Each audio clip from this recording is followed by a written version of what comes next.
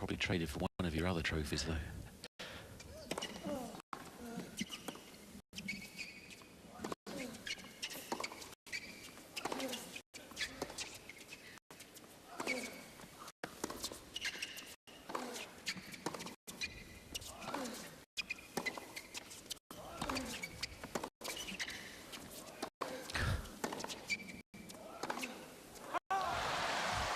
There's a great atmosphere around this court. There really is. They're really hungry for Harrison to do better here on the scoreboard. There's not much fluff left on the balls. It's like volleyball. One team smashing and the other one blocking.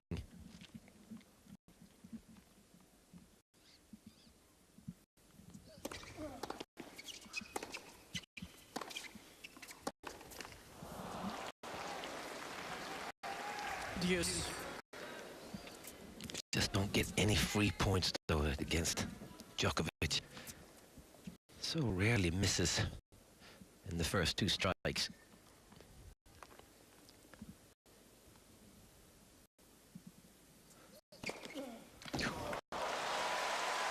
Wonderful serve, 203 Ks right in the corner. Advantage, Harrison.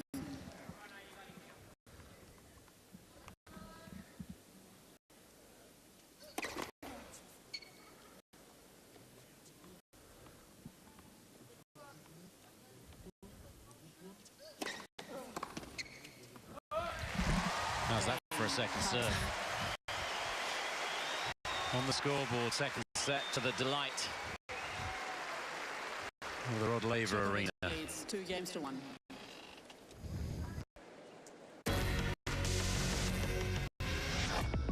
First point, fourth game, second set.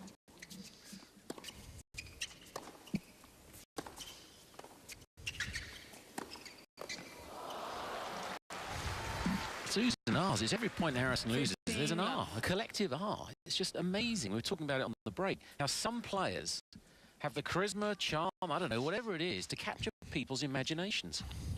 Harrison's got that.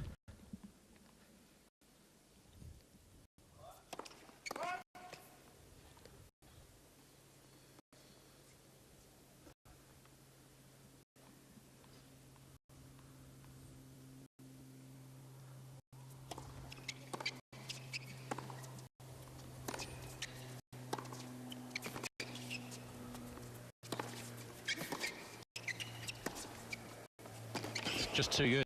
Wow. Dropped in the field. 30 love. Show it on the big screen. Go on. It's bad enough dropping it, but... Single him out, you mean? Really? Absolutely.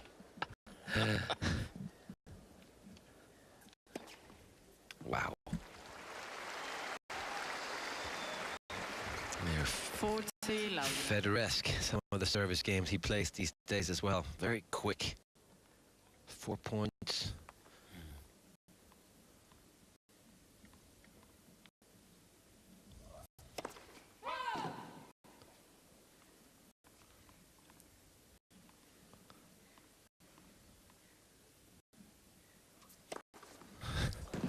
Did he see him? Was he going there anyway? I think he saw him. Seemed like he threw the ball a little further in front to get the sort of the slice spin on it instead of the kick spin.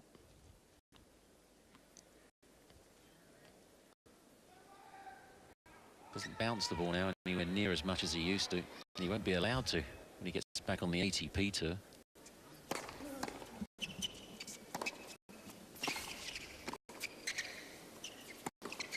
He was asked about it in his press conference, and he said, look, I know it's been brought in mainly because of the match we played here last year in the final.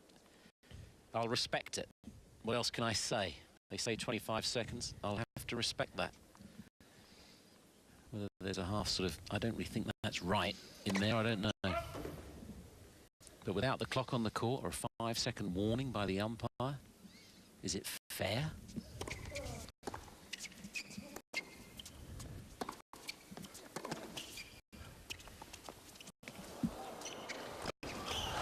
tried it again. He hangs his head, Djokovic.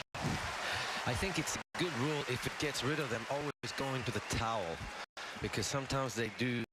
It has become a habit to go to the towel. And you should go to the towel when you sweat and you run hard and it's hot and you can't hold on to your grip. You got sweat running in your face and it makes the level of your play go down. But some players have been going to it too often, and I think it seems maybe they're staying away from it.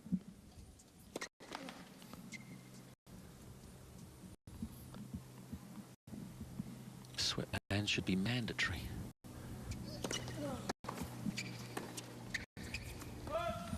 Remember at Wimbledon years ago, a man used to walk around the locker rooms with a big suitcase. Used to see what you're wearing, and if you had a little tinge of green in it, he'd come out with the sweatbands with a little bit of green in to match the outfit. Really? Yeah. Everybody wore sweatbands then.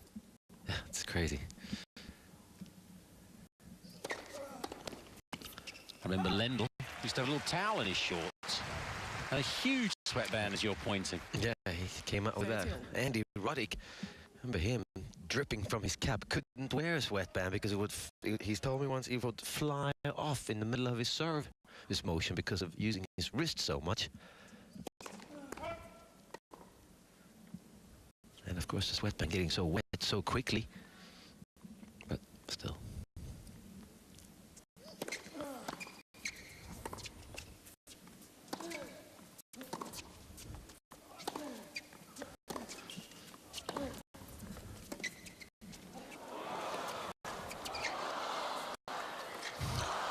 How well did he read that?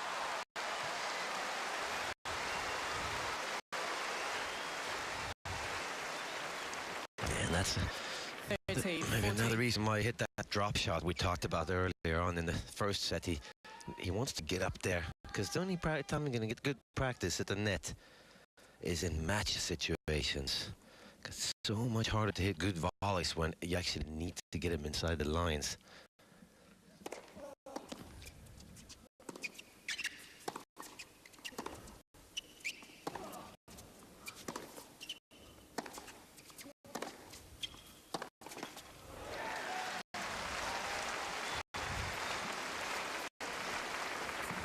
Deuce.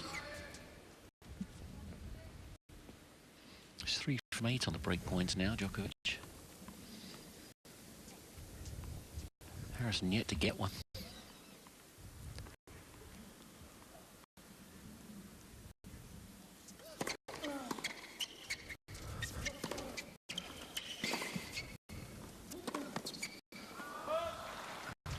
That's the other thing that separates him being a great returner, is that he obviously doesn't know that he needs to chip that return back, Djokovic, and somehow lets go of the left hand and hits the slice return.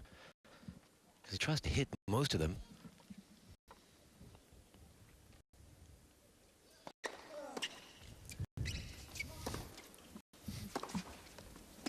Unbelievable. Wow. Harrison's not playing too badly. He's got 2 games in 40 minutes.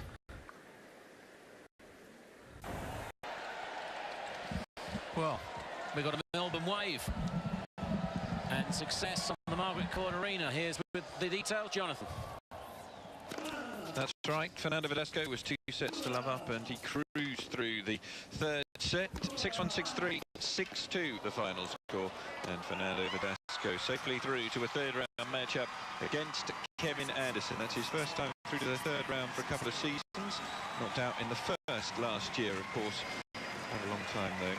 In 2009, when he made the semi-finals. Most famously here.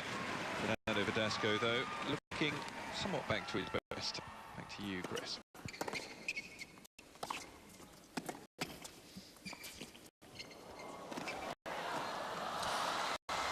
Thanks, Jonathan. Yes, and it's I know I keep saying it, but there is a special atmosphere in here tonight. It's 6-1, 4-1, but we've had a wave.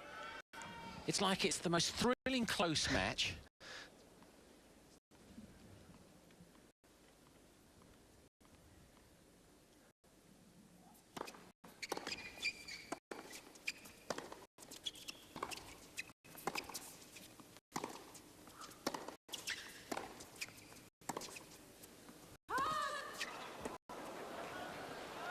close.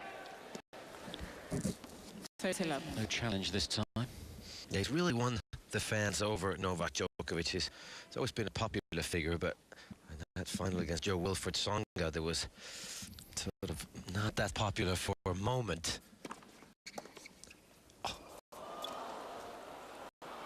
Oh, how good is that? And it feels like, I don't know, somehow after that match against Nadal last year and 40-11. winning the year before as well, I don't know, there's respect for his athleticism, respect for the fact that he's improved so much, and also there was some drama, him losing to Andy Roddick here walking off the court 3 or 4 years ago.